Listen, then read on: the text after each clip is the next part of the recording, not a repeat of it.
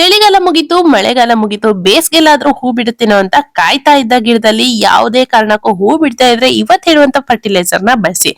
ಅಷ್ಟೇ ಅಲ್ಲ, ನಮ್ಮ ಗಿಡ ಬೇಸಿಗೆ ಬಿಸಿಲಿಗೆ ತಡ್ಸ್ಕೊಳಕ್ ಆಗದೆ ಒಣಗ್ತಾ ಇದೆ, ಸ್ಟ್ರೆಸ್ ಇಂದ ಬಾಡ್ ಹೋಗ್ತಾ ಇದೆ, ಹಳದಿಯಾಗಿ ಎಲೆಗಳೆಲ್ಲ ಉದುರುತ್ತಾ ಇದೆ ಅಂದ್ರೆ ಇವತ್ ಹೇಳುವಂತ ಫರ್ಟಿಲೈಸರ್ ನ ನೀವು ಮಿಸ್ ಮಾಡದೆ ಬಳಸ್ಬೇಕು.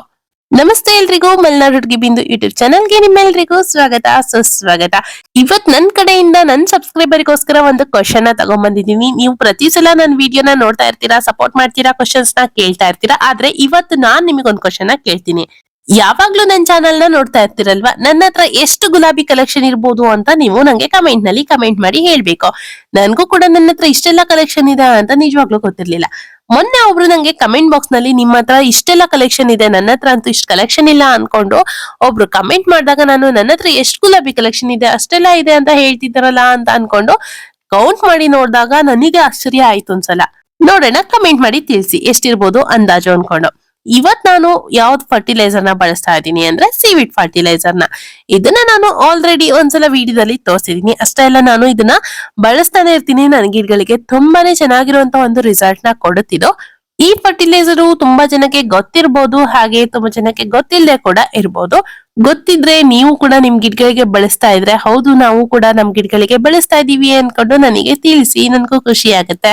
ಬನ್ನಿ ಹಾಗಿದ್ರೆ ಈ ಫರ್ಟಿಲೈಸರ್ ನ ಯಾವ ರೀತಿಯಾಗಿ ಬಳಸೋದು ಅಂತ ನೋಡೋಣ. ಮೊದ್ಲಿಗೆ ಇಲ್ಲಿ ನಾನು 5 ಲೀಟರ್ ಆಗುವಷ್ಟು ನೀರನ್ನ ತಗೊಂಡಿದ್ದೀನಿ. ಅದಕ್ಕೆ ನಾನು ಇಲ್ಲಿ 10 ml ಆಗುವಷ್ಟು ಸೀವಿಡ್ ಫರ್ಟಿಲೈಸರ್ ನ ಹಾಕೊಳ್ತಾ ಇದ್ದೀನಿ. ಈ ಸೀವಿಡ್ ಫರ್ಟಿಲೈಸರ್ ನ ನಾವು ಡೈಲ್ಯೂಟ್ ಮಾಡಿನೇ ಕೊಡ್ಬೇಕಾಗತ್ತೆ, ಡೈರೆಕ್ಟ್ ಆಗಂತೂ ಕೊಡೋದಿಕ್ಕೆ ಹೋಗ್ಬೇಡಿ. ಈ ಸೀವಿಡ್ ಫರ್ಟಿಲೈಸರ್ ಏನ್ ಕೆಮಿಕಲ್ ಅಥವಾ ಆರ್ಗ್ಯಾನಿಕ್ ಅಂತ ಕೆಲವೊಬ್ಬರಿಗೆ ಡೌಟ್ ಕೂಡ ಇರ್ಬೋದು.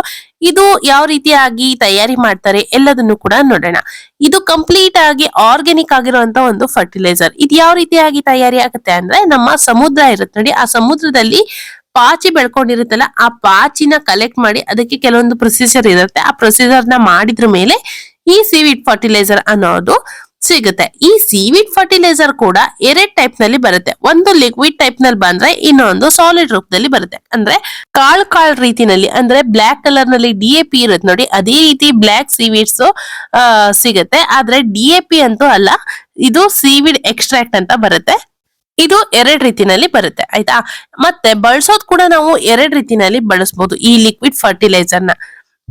ಒಂದು ಸ್ಪ್ರೇ ರೂಪದಲ್ಲಿ ಬಳಸಬಹುದು, ಇನ್ನೊಂದು ಈ ರೀತಿಯಾಗಿ ಡೈರೆಕ್ಟ್ ಆಗಿ ಮಣ್ಣಿಗೆ ಸೇರಿಸೋದು. ಎರಡೂ ಕೂಡ ಬೆಸ್ಟ್ ಮೆಥಡ್ ಅಂತಾನೆ ಹೇಳ್ತೀನಿ. ನೀವೇ ಮಣ್ಣಿಗೆ ಸೇರಿಸ್ತೀರಾ ಅನ್ನೋ ಹಾಗಿದ್ರೆ ಮಣ್ಣು ಸ್ವಲ್ಪ ಡ್ರೈ ಆಗಿರ್ಲಿ. ಡ್ರೈ ಆದ್ರ ಮೇಲೆ ನೀವು ಮಣ್ಣಿಗೆ ಇದನ್ನ ಸೇರಿಸೋದ್ರಿಂದ ಚೆನ್ನಾಗಿ ಈ ಲಿಕ್ವಿಡ್ ಫರ್ಟಿಲೈಸರ್ ನ ಅಬ್ಸರ್ವ್ ಮಾಡ್ಕೊಳುತ್ತೆ. ನಾನ್ ಇಲ್ಲಿ ತೋರಿಸ್ತಾ ಇರುವಂತ ಗಿಡಗಳು ಸ್ವಲ್ಪ ಹೆಲ್ದಿ ಆಗಿ ಇಲ್ಲ. ನಂಗೆ ಈ ಗಿಡದ ಮೇಂಟೆನೆನ್ಸ್ ಅಷ್ಟೊಂದಾಗಿ ಗೊತ್ತಿಲ್ಲ. ಇದು ಕಳೊಂಚ ಗಿಡ. ನಾನು ಈ ಕಳೊಂಚ ಗಿಡನ ಬೆಳೆಸೋದ್ರಲ್ಲಿ ಹೊಸಬ್ಳು, ನಾನು ಸಾಕಷ್ಟು ರೀತಿನಲ್ಲಿ ಟ್ರೈ ಮಾಡ್ತಾ ಇದ್ದೀನಿ. ಆದ್ರೆ ಯಾಕೆ ಗೊತ್ತಿಲ್ಲ ನಂಗೆ ಈ ಗಿಡನ ಸರಿಯಾಗಿ ಬೆಳೆಸ್ಕೊಳ್ಳೋದಿಕ್ಕೆ ಆಗ್ತಾ ಇಲ್ಲ ಅಂತ. ಇದೊಂದು ಆ ನೀರ್ ಸೊನೆ ಗಿಡ ಒಂದು, ಎಷ್ಟೇ ಮಾಡಿದ್ರು ಕೂಡ ನನ್ನ ಹತ್ರ ಸರಿಯಾಗಿ ಬೆಳೆಯೋದೇ ಇಲ್ಲ ರೀ. ಯಾರ ಹತ್ರ ಏನಾದ್ರು ಟಿಪ್ಸ್ ಇದ್ರೆ ಶೇರ್ ಮಾಡ್ರಿ, ನಾನು ಕೂಡ ಅದನ್ನ ಫಾಲೋ ಮಾಡ್ತೀನಿ. ಈಗ ಈ ಸೀವಿಡ್ ಫರ್ಟಿಲೈಸರ್ ನಲ್ಲಿ ಏನೆಲ್ಲ ಕಂಟೆಂಟ್ ಇದೆ ಅಂತ ನೋಡೋಣ. ನಮ್ ಗಿಡಕ್ ಬೇಕಾಗಿರುವಂತ ಮುಖ್ಯ ಸೂಕ್ಷ್ಮ ಪೋಷಕಾಂಶಗಳಾಗಿರುವ ಐರನ್, ಜಿಂಕ್, ಮೆಗ್ನೀಷಿಯಂ, ಕ್ಯಾಲ್ಸಿಯಂ ಇವೆಲ್ಲ ಇದೆ. ಇದರಿಂದಾಗಿ ನಮ್ಮ ಗಿಡದ ಎಲೆಗಳನ್ನ ಹಸಿರಾಗಿಡುತ್ತೆ. ಅಷ್ಟೇ ಅಲ್ಲ, ಹಳದಿ ಎಲೆಗಳ ಆಗ್ತಾ ಇದ್ರೆ ಅದನ್ನ ಕೂಡ ಕಡಿಮೆ ಮಾಡುತ್ತೆ. ಮತ್ತೆ ಅಮಿನೋ ಆಸಿಡ್ ಗಳು ಕೂಡ ಇದರಲ್ಲಿ ಇರೋದ್ರಿಂದ ಗಿಡಕ್ಕೆ ಎನರ್ಜಿ ಕೊಡುತ್ತೆ. ಸ್ಟ್ರೆಸ್ ಆದಾಗ ಗಿಡ ರಿಕವರ್ ಆಗೋದಿಕ್ಕೆ ಹೆಲ್ಪ್ ಆಗುತ್ತೆ. ಅದು ಬೇಸಿಗೆ ಅಂದ ತಕ್ಷಣ ಗಿಡಗಳು ಸ್ಟ್ರೆಸ್ ಆಗೋದಂತೂ ಸರ್ವೇ ಸಾಮಾನ್ಯ. ಇದ್ರಿಂದ ಇದು ರಿಕವರ್ ಮಾಡುತ್ತೆ. ವಿಟಮಿನ್ಸ್ ಕೂಡ ಇದೆ. ಓವರ್ ಆಲ್ ಗಿಡದ ಹೆಲ್ತ್ ಇಂಪ್ರೂವ್ ಮಾಡೋದಿಕ್ಕೆ ಹೆಲ್ಪ್ ಆಗುತ್ತೆ. ಗಿಡ ಫ್ರೆಶ್ ಆಗಿ ಕಾಣೋದಿಕ್ಕೂ ಕೂಡ ಹೆಲ್ಪ್ ಆಗುತ್ತೆ. ಮತ್ತೆ ಪೊಟ್ಯಾಷಿಯಂ ಕೂಡ ಇದೆ. ಇದರಿಂದ ಹೂವು ಕಾಯಿ ಬರಲಿಕ್ಕೆ ಹೆಲ್ಪ್ ಆಗುತ್ತೆ. ಫ್ಲವರಿಂಗ್ ಕೂಡ ಡಬಲ್ ಆಗುತ್ತೆ.